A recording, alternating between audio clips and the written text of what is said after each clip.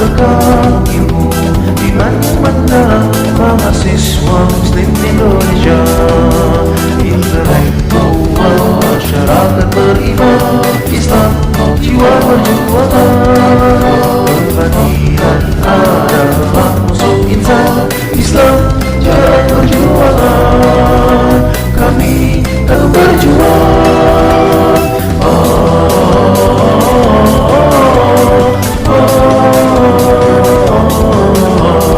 Kesatuan aksi mahasiswa Muslim Indonesia, kesatuan aksi mahasiswa Muslim Indonesia, berjuang tegakkan kebenaran, ciptakan masyarakat bermoral, berbekal ilmu iman yang mendalam, mahasiswa Muslim negarawan, perbaikan istilah berjuang, pimpin umat gapai kemenangan, bersamaan buatan dalam berjuang, solusi Islam dalam perjuangan, kami kan selalu berjuang.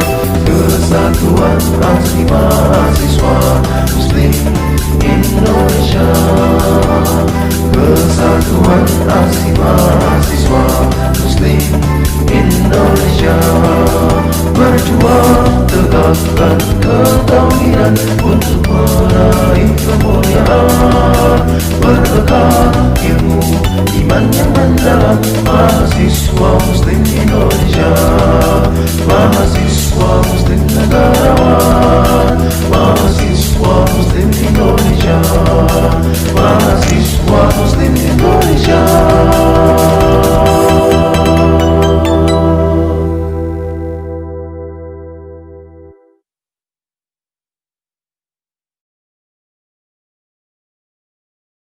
Apa urgensinya? Apa pentingnya? Sehingga kita harus belajar akidah, belajar manhaj Ahlus Sunnah wal Jamaah. Yang pertama adalah untuk mendekatkan diri kepada Allah Subhanahu wa ta'ala. Untuk mendekatkan diri kepada Allah. Karena apa yang akan kita pelajari adalah ajaran-ajaran Allah yang berasal dari Al-Quran atau yang terdapat di dalam Al-Quran dan Sunnah Nabi SAW, yang Allah perintahkan kepada kita untuk mempelajarinya, mengamalkannya dan mengajarkannya kembali. Maka ketika kita mempelajarinya, kemudian kita mengamalkannya dengan meyakini akidah yang benar, kemudian juga kita ajarkan kepada orang lain, ini termasuk sebesar-besarnya bentuk pendekatan diri kita kepada Allah atau ibadah yang sangat agung.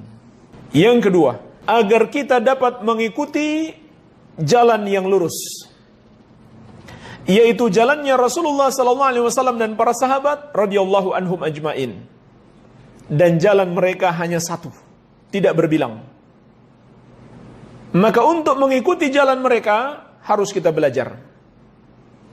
Gak mungkin kita bisa mengikuti, menapaki jalan yang telah mereka lalui kalau kita tidak mempelajari ilmunya. Gak mungkin.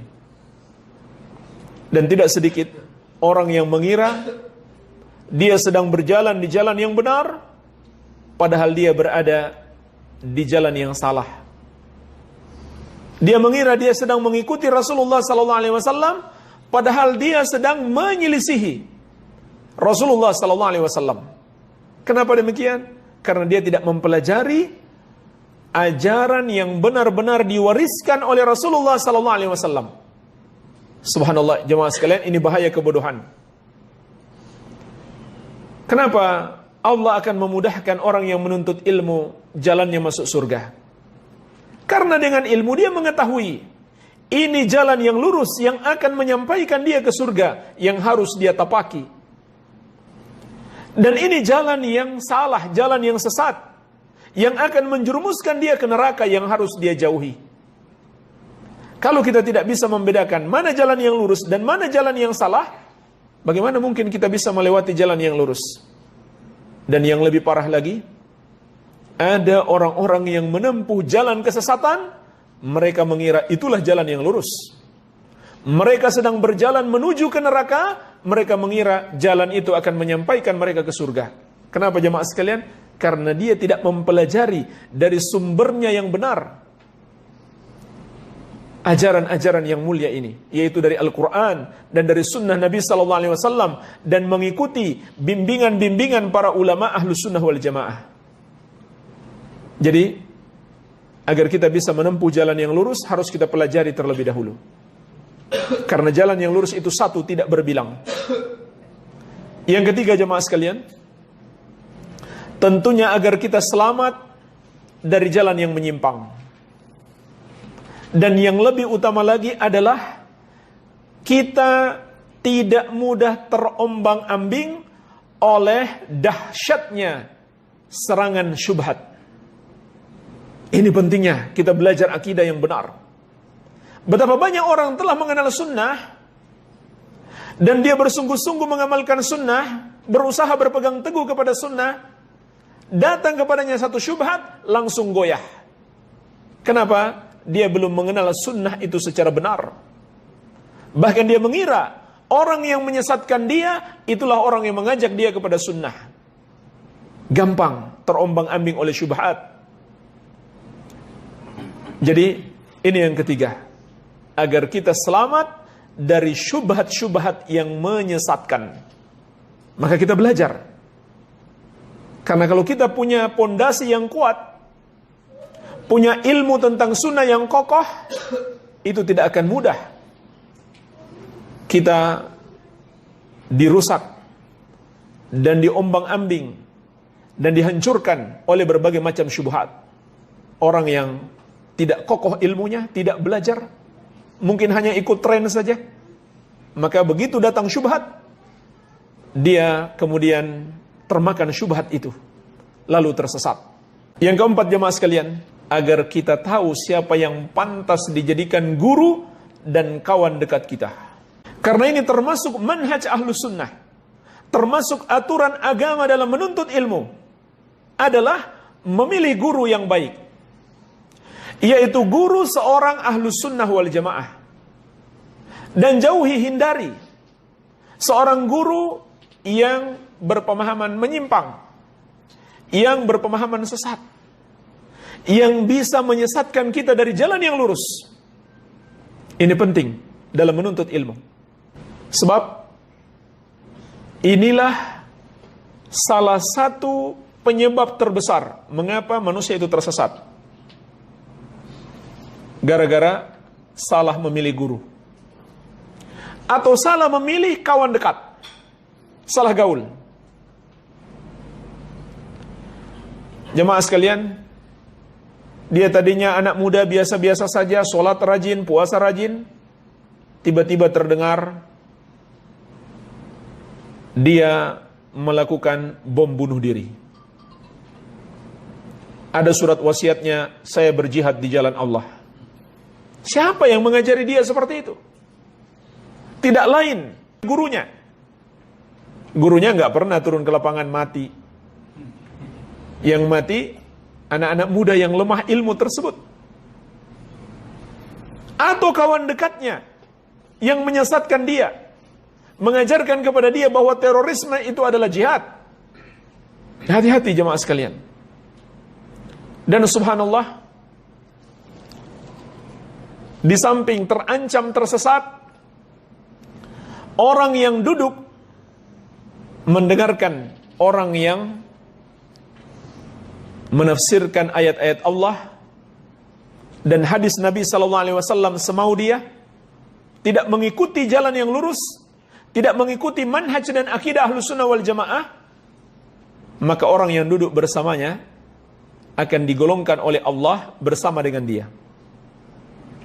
Jadi yang pertama lebih parah, dia terpengaruh, tersesat, mengikuti jalan yang sesat. Yang kedua, Allah golongkan dia bersamanya, sebagaimana Allah tegaskan di surat An-Nisa ayat 140. Wa qad nazzala 'alaikum fil kitabi an idza sami'tum ayati llahi yukfaru biha wa yustahza'u biha fala taq'udu ma'ahum hatta yaqudu fi haditsin ghairi innakum idza mithluhum. Dan sungguh telah diturunkan kepada kalian di dalam Al-Quran, apabila ayat-ayat Allah diingkari dan diperolok-olok, dipermainkan, maka janganlah kamu duduk-duduk bersama orang yang melakukannya sampai mereka memasuki pembicaraan yang lain. Kalau kamu duduk bersama mereka, maka kamu seperti mereka, kata Allah. Ini tujuannya kita belajar akidah, agar kita tahu mana ahlus sunnah, mana golongan yang menyimpang, mana yang pantas kita jadikan guru, mana yang tidak pantas. Karena itu bahayanya. Kalau kita duduk bersama orang yang menyampaikan Al-Quran, menyampaikan hadis, tapi dia tafsirkan bukan dengan pemahaman ahlus sunnah wal jamaah, itu termasuk mempermainkan ayat-ayat Allah. Dan kamu kalau duduk bersamanya, innakum idza mithluhum, kata Allah. Kamu sama seperti dia. Ini yang keempat, urgensinya kita mempelajari akidah yang benar. Yang kelima, untuk memperbaiki amalan kita, untuk meluruskan amalan kita, dan untuk menjadikan amalan kita semakin berkualitas baik. Jamaah sekalian, kunci utama amalan kita berkualitas, bahkan kunci utama amalan kita diterima oleh Allah adalah pondasi amalan kita itu harus baik. Apa pondasinya? Akidah kita. Amalan kita itu adalah bangunan yang dibangun di atas dasar pondasi akidah. Makanya disebut aslun. Jamaknya adalah usul, artinya pondasi. Prinsip-prinsip utamanya. Sebab di atas pondasi itu nanti ada bangunan. Namanya amalan-amalan kebaikan. Jamaah sekalian, seberapa banyak pun amalan kita tidak akan baik, bahkan bisa jadi tidak diterima oleh Allah kalau pondasinya rusak. Rusaknya pondasi itu bisa jadi menghilangkannya sama sekali atau mengurangi kesempurnaannya. Apa artinya menghilangkannya sama sekali? Berarti kerusakannya sampai pada tingkat kesyirikan dan kekufuran. Apa yang artinya menghilangkan kesempurnaannya? Berarti kesesatannya, penyimpangannya sesat tapi tidak sampai mengeluarkan pelakunya dari Islam. Dan ini berpengaruh terhadap amalan kita. Orang-orang yang mempersekutukan Allah, yang berbuat syirik atau memiliki akidah kekufuran, maka semua amal ibadahnya tertolak, enggak diterima oleh Allah. Wa ma mana'ahum an tuqbala minhum nafaqatuhum illa annahum kafaru billahi wa birasulih. Tidak ada yang menghalangi diterimanya amalan-amalan mereka, sedekah-sedekah mereka, kecuali karena mereka kafir kepada Allah dan Rasulnya. La in asyrakta la yahbatanna amaluka. Kalau kamu melakukan syirik, maka terhapus amalanmu.